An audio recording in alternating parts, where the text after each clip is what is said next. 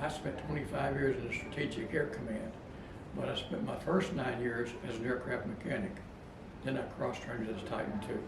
During that period of time, the rest of my career, I worked as a leadership school instructor, a career advisor, and eventually a first sergeant. I did start out on the ground floor with the missiles. We had a 4-man crew, 2 officers, 2 enlisted. I was one of the enlisted guys. My job, basically, I was a civil engineer on the missile crew. My job was monitoring, troubleshooting all the facilities that kept the site going 24/7.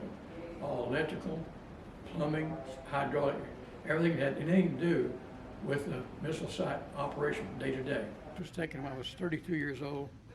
This is the guy on this end is me. When we had a crew changeover, I had to go to the silo and inspect 287 items. Had every pump, switch, motor, fan, everything. Make sure it was all operational.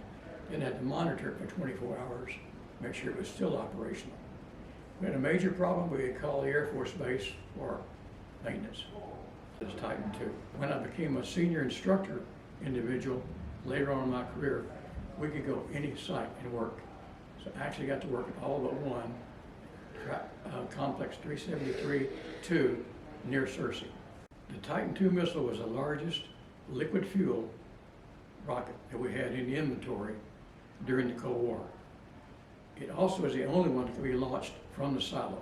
We occasionally find small leaks on the missiles out there, and with maintenance on the base, we were required to take a portable vapor detector, go out there and actually crawl inside a live missile and do what they call a sniff check. Check where the leak was coming from, how bad it was, how many parts per million, and report that back to the propellant people at the base. So it's kind of funny sitting there in a live missile doing that little job.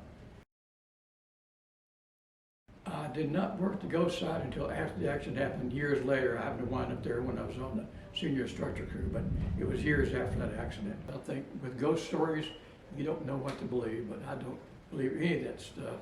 I just think some people thought it was happening, and I can understand that. Hydraulic fluid was vaporized and on fire, and it got down to the next level below and got into what they call the motor control center, which is the main electrical place where all the electricity comes in. And it cut down all the power, lights, fans, motors, everything. And the fire was a flash fire, burned up all the oxygen. 53 out of 55 guys died. They said that the walls were all blackened and everything. It took them a lot of effort to get it all cleaned up because it was just a horrible mess when they got that silo and actually got in there and picked up the bodies and cleaned up the mess.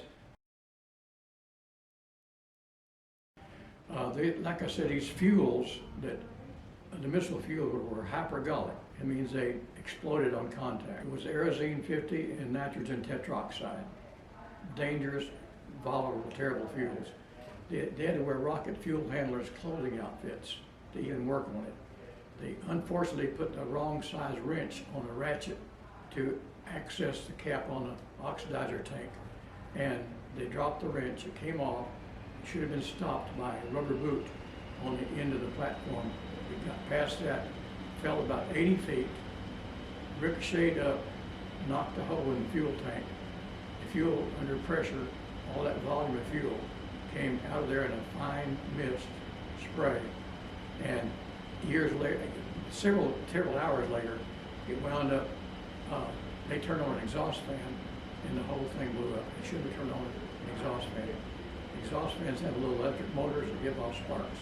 It was human error by deciding to use that wrench and then compounded by it falling and causing the accident. The biggest thing was the quality of the personnel assigned. They screened people very carefully if they worked on nuclear warheads, whether a crew member, a security policeman, any maintenance people, anybody that worked on a nuclear missile, screened very carefully. And the quality of the people I worked with was astounding.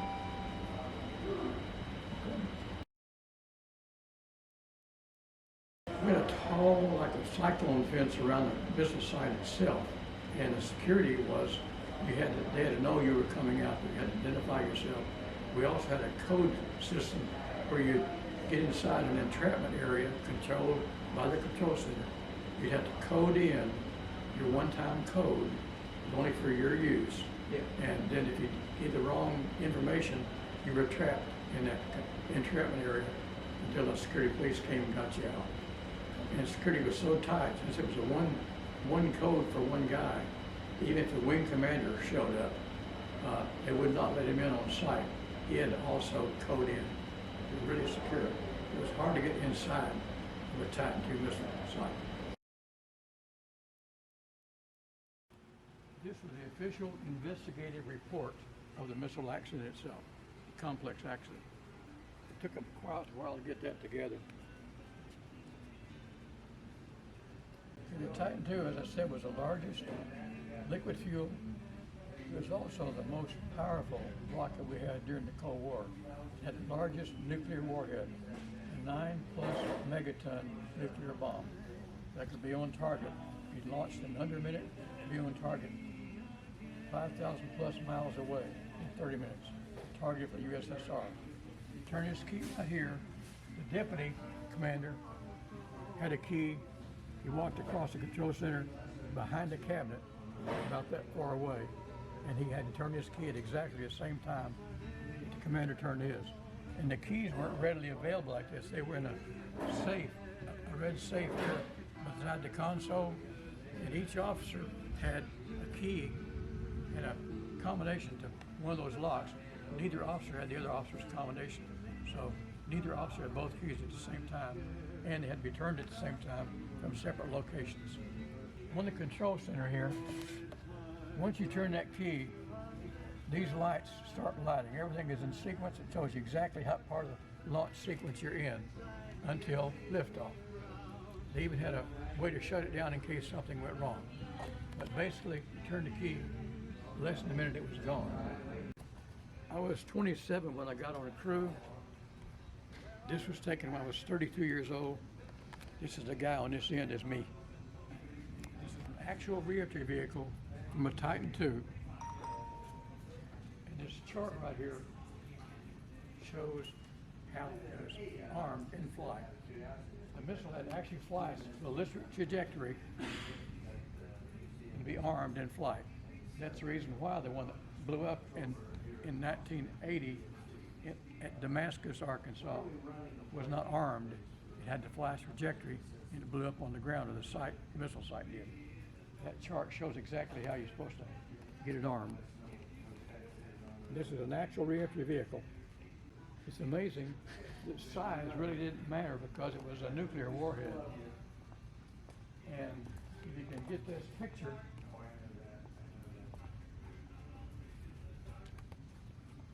that small cavity there is where the bomb was housed.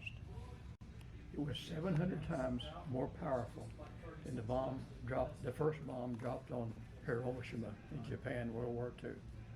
One bomb that powerful. Colonel Taylor, one of our former wing senior officers, went to what we call a military, the boneyard, missile and aircraft boneyard in Tucson, Arizona. It's like a reclamation yard where they hardly ever put them back in action, but sometimes they do reactivate an aircraft or a missile out there, usually aircraft. But he went out there himself and brought this back and refurbished it, put that program together that shows exactly how it's armed in flight. That's an actual launch key right there. You can get a picture of it.